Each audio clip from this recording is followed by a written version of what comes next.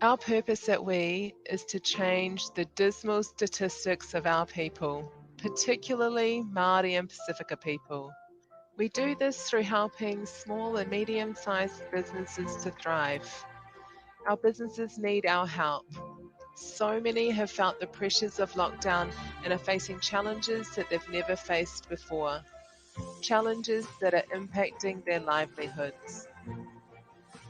That is why we're bringing you this series to share stories of the people behind our businesses, their successes, their failures, their challenges, and their triumphs.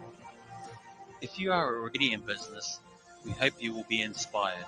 Perhaps someone will share one piece of gold that makes a difference in your business. If you've been thinking about starting a business, we hope that you will be motivated to start your own business venture. We hope that by sharing these stories, we can help small businesses on the road to recovery all across New Zealand, Australia, and the Pacific. So grab your cup of tea and whakarongo mai. Kia ora, te whānau mai, haere mai. Welcome to our cup of tea.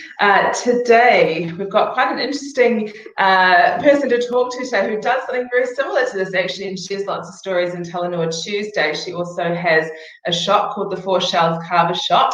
Welcome to our cup of tea today, Anau. Lovely to have you here. Kia ora, pula everyone, and thanks, Wendy, for having me here. You're welcome. So, look, the Four Shells Kava Shop, what exactly is that? What do you do? Yeah, so the Four Shells Kava Shop and Room, it's basically like a cafe. We sell kava here. People come in, enjoy the ambient environment, and partake in kava. And the biggest thing for us was just promoting our cultural beverages in a space that is inclusive and that people, anyone from any culture, can come in and enjoy. Yeah, that's really awesome. And then you've also got the Talanoa Tuesday. So what is Talanoa Tuesday and how did that come about? Yeah, Talanoa Tuesday is every Tuesday, and I get various Pacific or Māori entrepreneurs to come on board, and we basically have a talanoa around their business. It's a lot of inspiring and empowering, and it came out of COVID actually. Well, no, it's sorry. So it started in the shop last year. We had about 9 sessions just meeting with business owners, and then when COVID hit, we rolled it online. And just to stay connected, what I found during the first lockdown, there was a lot of information online, so much that you just didn't know where to go, and unless you knew someone and who recommended that space to you, most times we kind of just stuck to ourselves, or at least I did. And so Talanoa Tuesday was just born out of wanting to connect with our entrepreneurs, especially our grassroots businesses who are starting up. It's quite scary when you're starting a business. You know, you feel like an imposter. 2, you're questioning your business skills, and 3, you don't know who to connect or find support from, people that you can trust and not feel like you're a who do you think you are? But yeah, it kind of came out of that. That was the heart behind it. And I totally resonate with that because that's kind of why this started too. It's about connection and telling stories and sharing ideas, because I think that we need to do that more often. Some people are really for it, like to collaborate, like to share. Some people hold things really close to their chest, don't want to share. Yeah, that's fine too. But but I think that for us to change narratives and to impact and influence, sharing these stories and helping each other, I feel, is going to make a bigger difference than by us, holding on to everything and not wanting to collaborate and share. What are your thoughts on that? Yeah, absolutely. I think one of the ethos for Talanoa Tuesday is collaborative over competitive mindsets. When I look across our business in general, you get taught, there's this subconscious idea that we have to compete, we have to throw people under the bus. And honestly, I believe that ties back to just a poverty mindset, thinking there's not enough money, there's not enough opportunities in the world. But man, like just looking at where we come from as master navigators of the vast moana, we have more than enough. We can tap into our resources. We're innovative. We are strong. We are bold. We're beautiful. So taking all of that on board and just applying that kind of mindset to 2020, there is enough for everyone to succeed. But I really strongly believe that working together and really supporting one another, in when I say supporting, it's, giving each other likes, giving each other, showing up to support one another with our events, online and offline, and then also in how we are talking about one another. So if we're saying we're going to empower people online, then that has to translate offline, behind closed doors, when no one is around. We need to still be championing those people and not just, it's not a show. Like, this life is not a show. We have one go at it, and that's pretty much it. So we might as well be cool and go hard together as a collective of business entrepreneurs. I feel like you just called out a whole bunch of people. What? Some self-reflection for those listening tonight, maybe. But I think you're so true, and I think something that you really touched on, which I liked, was that you spoke about us being navigators, and we were entrepreneurs. We are entrepreneurial, but I think we really forget that. We forget where we've come from, and we've been shown a way, and we think that that is the way. But if we go back to our roots and who we truly are, and the essence, and our tupuna, our ancestors, then I think there's a different way, there's a new way, there's a beautiful way that we can be doing business and just life in general even. Yeah, absolutely. Yeah, I agree. The systems that we've got that are set up in New Zealand, or the ones that we grow up in Tamaki Makaurau, like the education system, how we work, what's expected of us as like good citizens of the society, man, it's not necessarily designed for us to succeed. It's not designed for us to be innovative.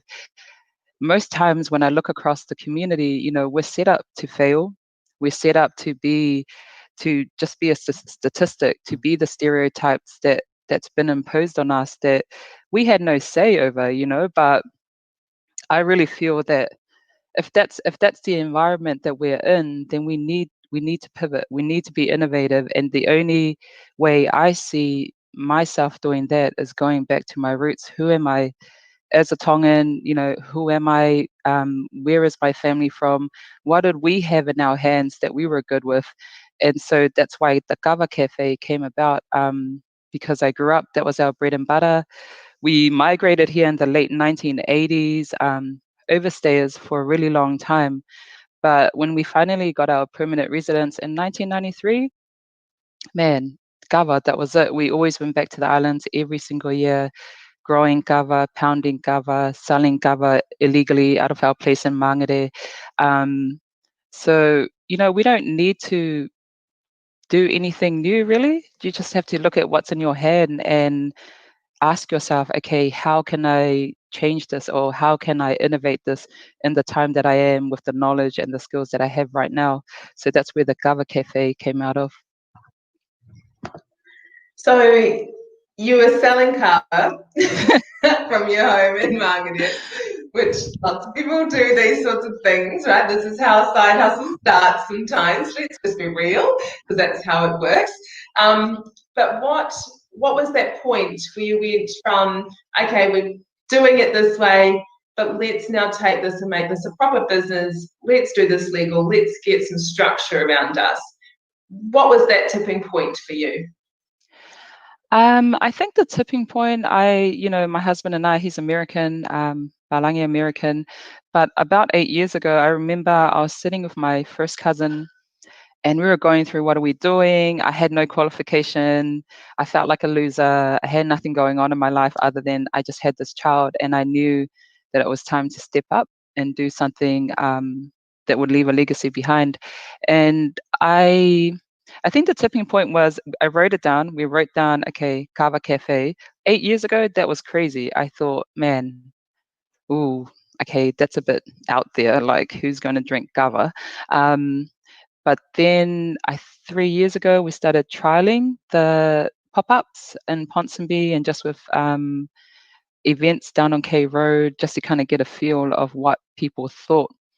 And to be really honest, when we opened up the shop a year and 2 months ago, everyone was nervous. We had business partners on board, and no one knew how it was going to start.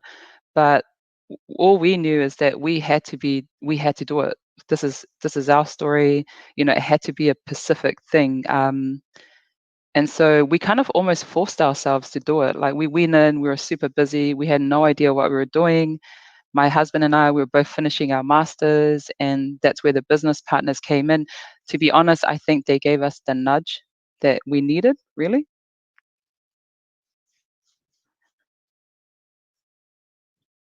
Who were these business partners like? Who did you decide to get on board with you to help you to fulfill your vision and your purpose? These business partners, no comment. I'm so glad they're out of the business now. But they were non-Pacific. We had drunk Kava with them at our home, and they owned their own business as well. And so they're more like my husband Todd's kind of friends, not really friends, like acquaintances. And they had said, "Oh, we're going to start a Kava shop." So we're like, "Ooh. Oh, no, the white people are not going to start a Kava shop. We've got to start a Kava shop first." So we kind of came together and started it. But looking back, that was the biggest learning, like just making sure that if you're going to get business partners on board, that they're people that share the same values. We can all make money. We can all go out and do whatever we need to do. But if you don't share the same values, and it's going to be difficult. Like, one of the biggest things for me and Todd was just respect the culture, respect our Tongan people, respect and understand what Kava is. What does it mean? Where does it come from? Why did we drink it? What is the history and the origin of it? It's not just something we sell, but it's something that we also use to educate people who don't know much about Kava. So that's probably the biggest thing for us, was make sure you don't go to bed with some crazy people. No. I tell you, if I had $1 for every person that I speak to that has picked the wrong person to go into business with, I'd probably make a lot of money.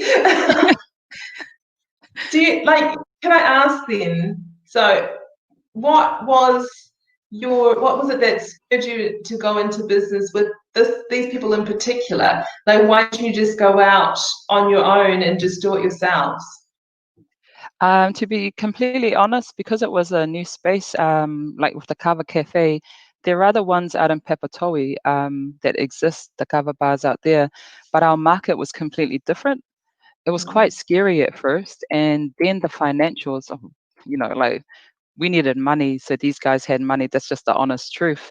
And then we didn't have really the time to think things through.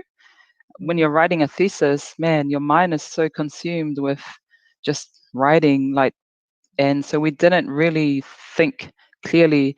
There were obvious red flags in the beginning, but they're not bad people, just very different work ethics and stuff like that. So that was it. Honestly, we were just didn't have time to think. Yeah. Now you can share as much as you like, but I'm just thinking, like, because I know lots of people have been through this problem. What did you do to get them out of the business? Oh man, I had to bring my claws out, just sharpen them a little bit, just be like, okay. And about a month ago, just started just laying down the facts. Like, guys, there's a potential loss of revenue over here. People are coming in. You're sitting on your laptops. What is this about? And I just had to be really straightforward, and just started putting the pressure on them. Like, dude, you want to run a business, but you're happy to sit on your laptop while people come in and feel like they feel rude asking you for Kava. Like, it's not going to work.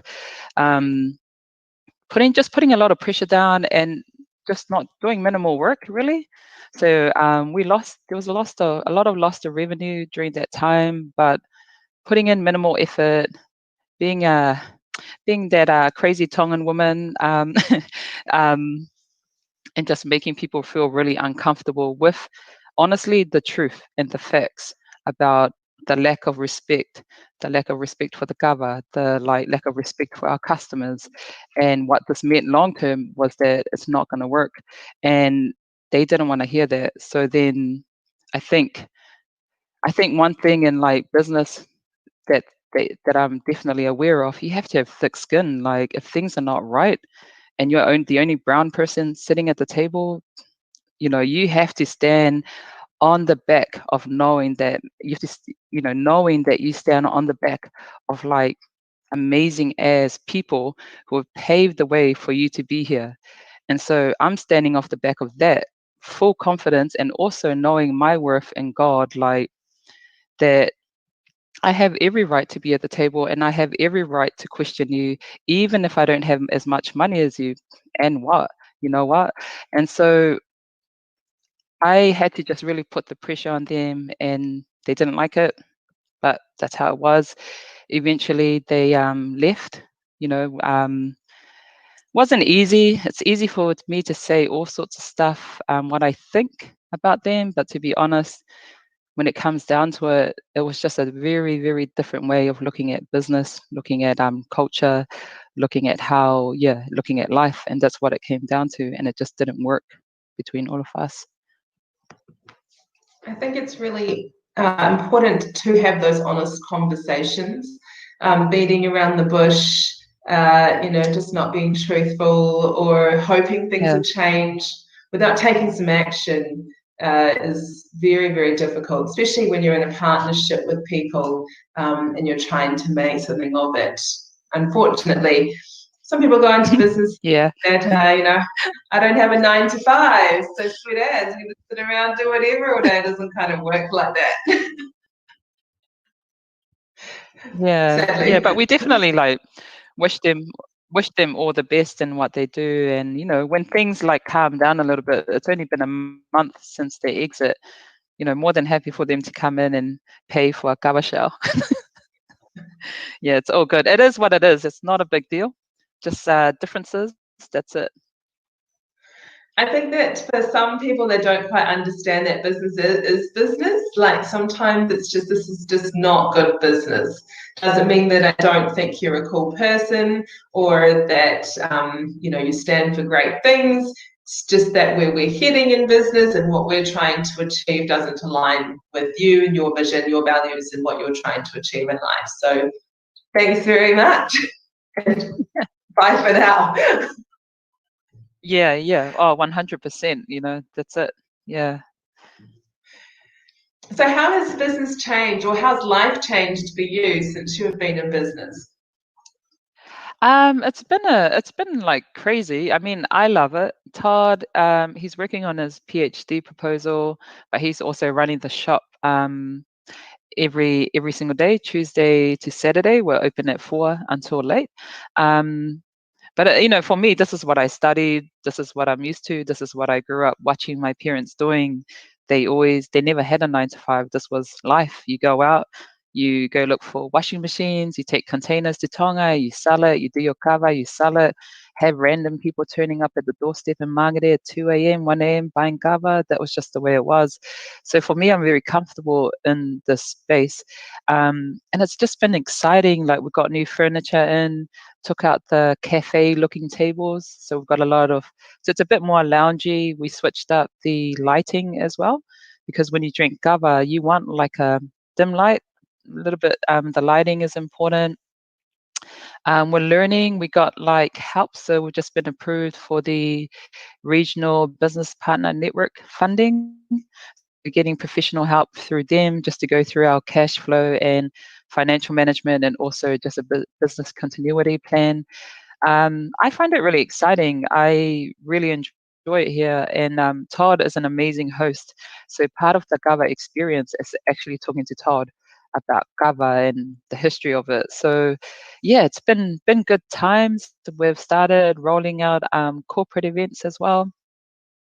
We had our first one last week. So a group came in, hired out the space. We give them a spiel about Kava, and they take part in Kava. and we've got like online workshops as well. We've got one tomorrow with another company, just pushing Kava, man. It's like we are like Kava crazy, only because there's so much history there. There's so much depth.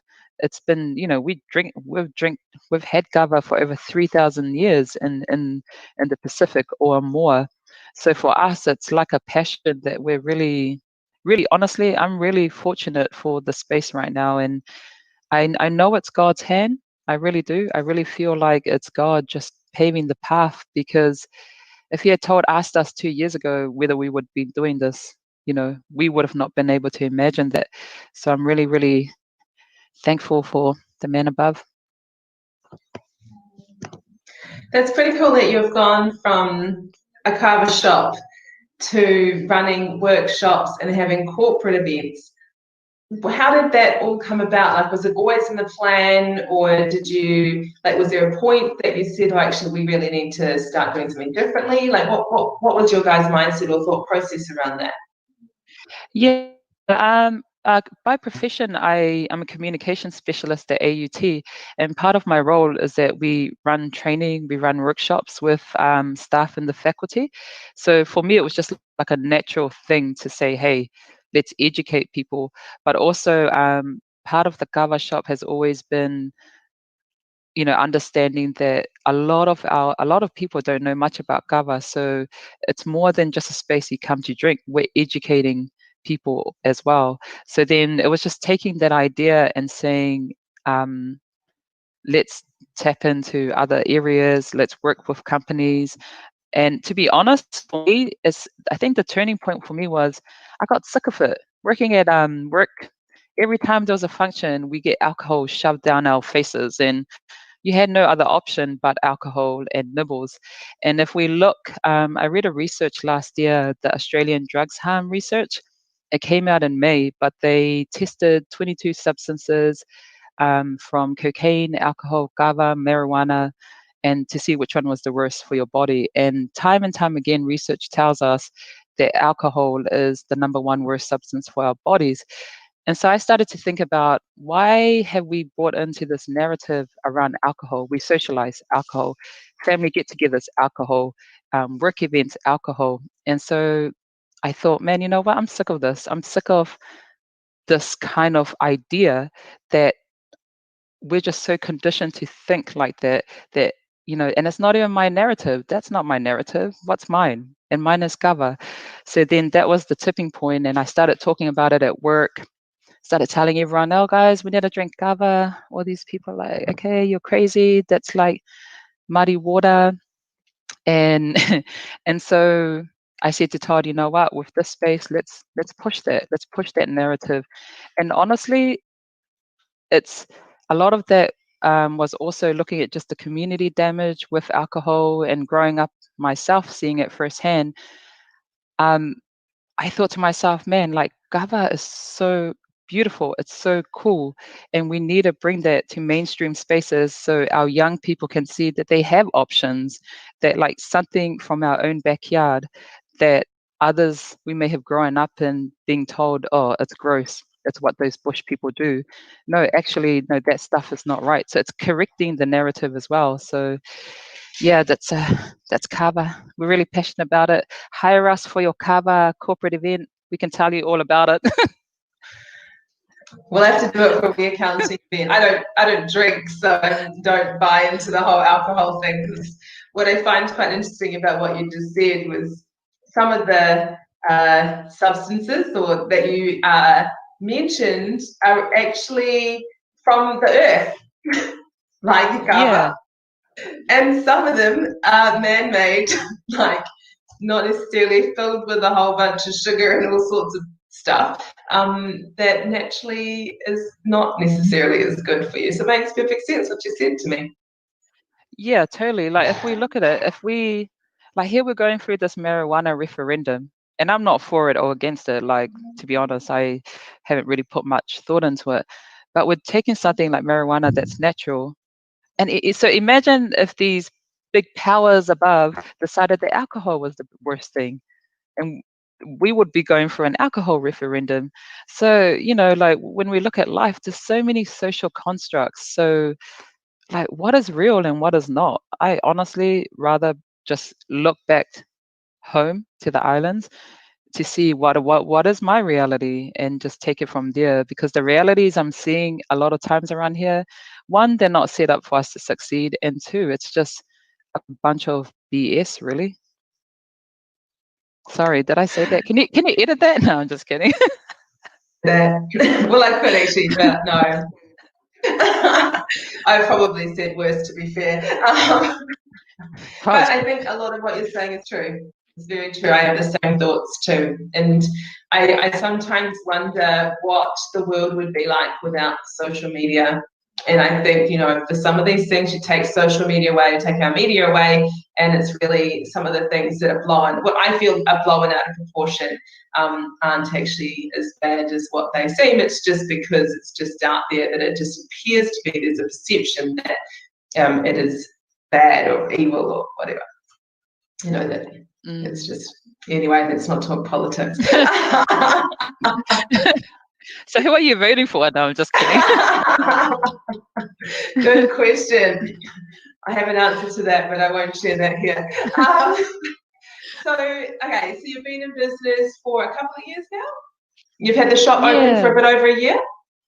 Yeah, 3 months now, yeah.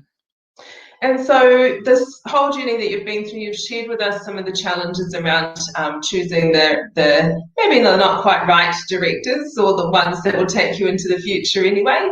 What are some of the other challenges that you've faced, and how have you overcome them? I think the only other challenge was just learning to work with our neighbors here, and just sharing that outside space. Sometimes just that ugly Tongan girl in me comes out, and I have to tell people where to go. But learning to really articulate yourself without getting really angry about it, actually, has been a thing for me. And other than that, I think the business partners was the biggest challenge, and now it's just growing the business. What does that look like? What does that mean? What other types of revenue streams do we need to tap into? And how do we manage all these different parts of the business that we have to make sure we look after? As you know, Wendy, there's so many different hats you have to wear. So it's not really I guess it's a challenge, just making sure we're organized and we're using the right tools, the right softwares, to make sure we don't miss anything, end up with a crazy ass fine from IRD and in jail. Well, hopefully not jail, but you don't want to get on the wrong side of IRD. Yeah. And can I just quickly point out that you're definitely not an ugly Tongan, so... Sorry. So what I meant, like, is the... I know what you mean. It's the ugly inside. Yeah, that's one thing I've been overcoming, is being confrontational, like in a ugly way. When you do business, you can't be crazy. You have to talk diplomatically and negotiate and work around things with your words, and that's a big learning for me. Praise the Lord, I have Jesus, honestly. I was going to say, I just show my husband sometimes the ugly side, and then he gets that, and then the person I'm directing that to gets the diplomatic, the kind, caring. For me, that's probably what I need to do. For me, it's like the other way around. I don't even know. I was like, what is wrong with me? Like, isn't it meant to be the other way? You come home, you spaz out at everyone. No, I just spaz out at the world, because... But hey, we're all learning. We are all learning. So look, before we leave it now, I'm just wondering if there was something that you wanted to leave our listeners with this evening.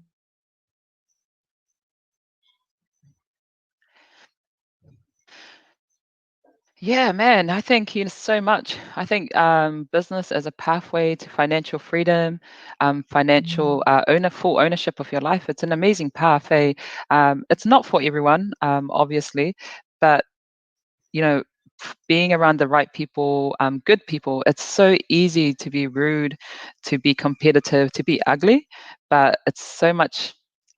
I find like it's so much more better just to be a nice person. Be what you say you're going to be, really. Because in business, what I've found so far, man, so many people say one thing, they act another way, and there's no point. And if you're going to be like that, just stop wasting people's time. But yeah, like find some amazing people around you, and don't forget about the little people who are coming through as well. Always make time for people, the new people as well. Hey, thanks for having me, Wendy. Oh my gosh. Can you That's edit all right. this and just throw it all in the rubbish bin? No. No. And I just want to quickly point out that before we went to air, you talked about the importance of being yourself and, you know, and embracing your culture and not being afraid of that. And I think that that's such an important message too. Anyway, now 100%. 100%. It's been awesome having you with me today, and I'm so glad that I can repay the favour, because you had Ilya and I on Talanoa Tuesday. So thank you for joining us for a cup of tea this evening. It's been awesome having a good old chat with you. Thank you. All right, team. So that's us for this week. We'll be back again next week. Remember, Monday to Thursday at 8 p.m. We've got a great lineup for you starting on Monday. So I look forward to seeing you Monday, 8 o'clock in the evening here live on our YouTube channel or our Facebook page. And once again, Anau, thank you so much for joining us this evening.